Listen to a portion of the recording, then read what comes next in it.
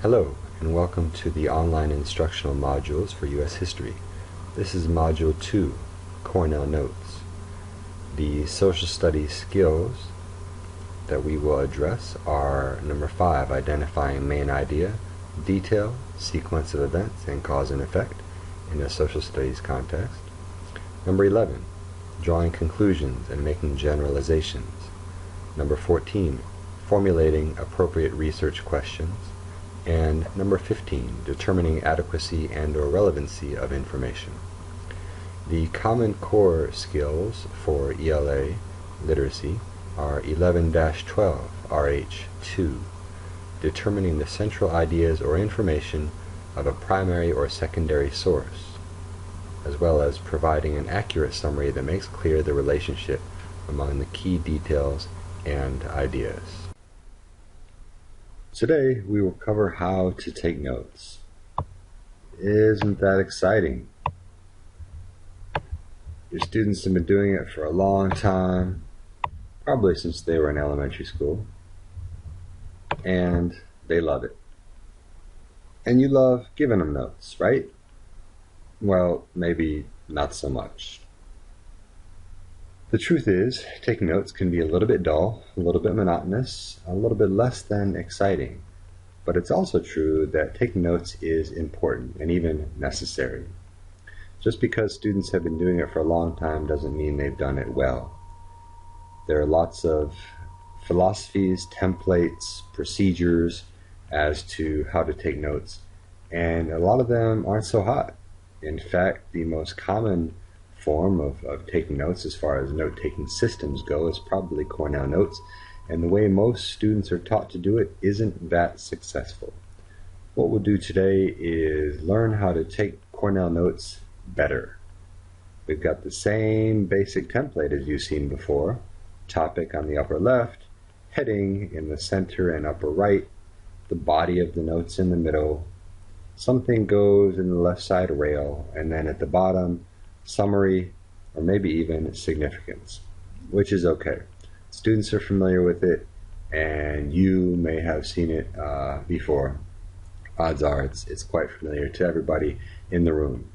However, the way people usually do it is not as good as it could be. What we want to do is elevate note-taking from a level 1 sort of activity to something more aligned with level 2, level 3, even level 4, as far as Bloom's taxonomy, Webb's depth of knowledge. These sorts of things are possible with a good Cornell Notes strategy, which we hope to present to you today. We'll start by looking at an example of Cornell Notes that is done the typical way, which is to say, not very effective. Then we'll finish up by looking at a better way to take Cornell Notes, one that involves higher level thinking skills. And when we do that, what we're going to see is that not only will it help students in the short term, in other words, that they do a better job grasping and retaining the information, but also that it hones their critical thinking skills in a way that will stick with them. The thinking skills they would develop by taking Cornell Notes this way will last beyond the scope of this lesson or even this class that you're teaching right now.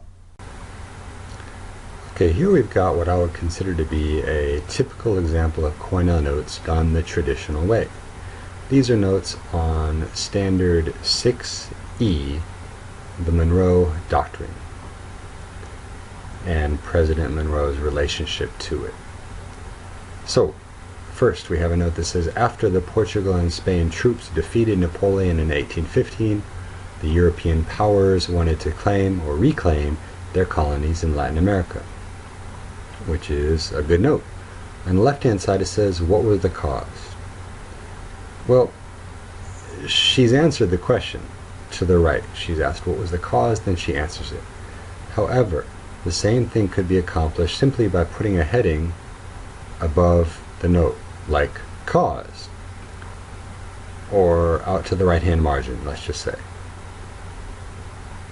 It would be much more effective if she asked a question that would carry her forward, not just treading water, here's the cause, but something that would carry her forward. For example, if she takes the very same note on the right-hand side, a question that might be good for her to ask is, did the European powers reclaim their colonies?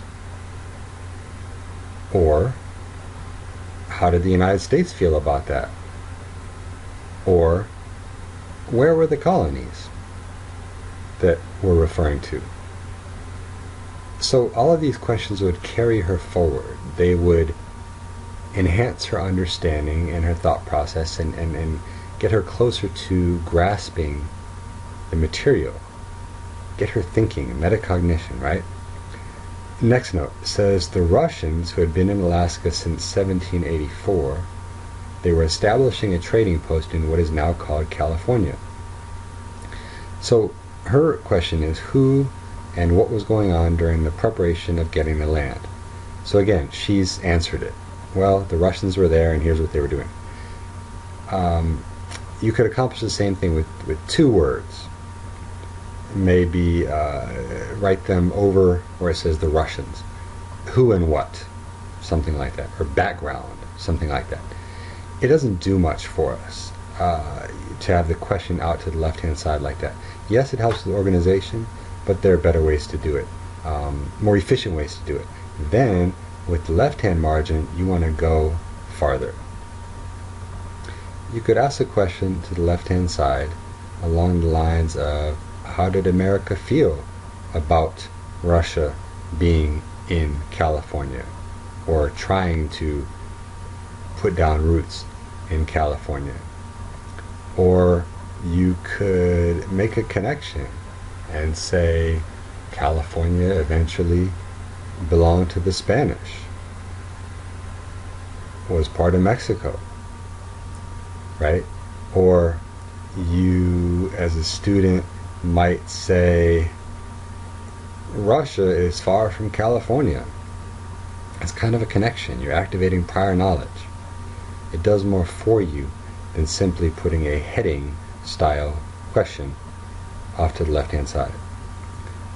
Next note, it was a policy of U.S. opposition to any European interference in the affairs of the Western Hemisphere announced by President Monroe in 1823.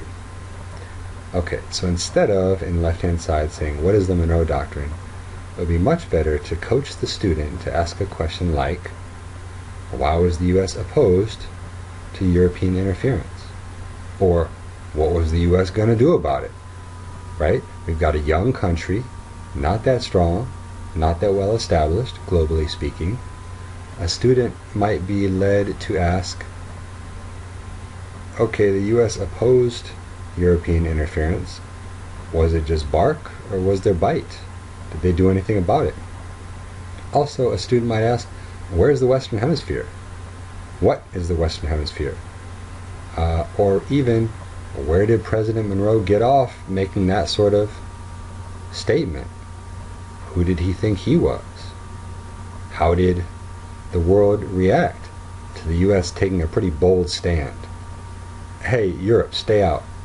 Well, how did Europe feel about that proclamation, right? From a relatively young, relatively weak country. These are all questions that are accessible to students, but they need to be coached that way. And that does a whole lot more for us than simply putting some sort of heading style question, a topic organizer, out to the left-hand side. You can accomplish the same thing with underlining, or a little word at the top of each note on the right-hand side, or highlighting, or drawing an arrow, or something along those lines. Certainly you could, at the bottom of the page where you do the summary, you could encompass some of these things. But on the left-hand side, let's make some questions that are open-ended, or questions that we don't know the answers to. Students have a hard time with that one. When we say, ask a question whose answer you don't know. That's just a really bizarre and far-out idea for them, but it's so powerful. Ask a question whose answer you don't know. This automatically carries the student forward. It forces them to think beyond the topic in a little box. And that's what we want them to do, to think along these lines, these higher level sort of skills, predictions, making connections. The left-hand margin is a great place to make connections. Maybe you know something about Portugal and Spain. Maybe you've heard of Napoleon. Maybe you know something about Latin American colonies. Maybe you take Spanish and you can throw something in about that. We'll wrap up with a look at Cornell Notes done the better way. Notice that the notes in the body of the page are pretty typical compared to what you normally see. But on the left and even on the bottom is where we separate from that which is typically done in Cornell Notes. These questions, these connections will do so much for a student's thinking, for her understanding, and for her thinking skills going forward. Coach your student to make connections. Coach your student to call upon prior knowledge. Coach your student to ask questions whose answers she doesn't know. It's liberating in a sense. Students, we demand that they know all the answers. Bring us the answers. Here we're asking the opposite. Let a student play around intellectually. Ask a question you don't know the answer to. This is how students can really do much more than memorize facts, but instead play with ideas and start to make connections and start to explore everything that's out there instead of what's inside a narrow little box. Cornell Notes are a great tool if used properly, and hopefully this module has helped you understand some more that can be done with the old standby done in a new way.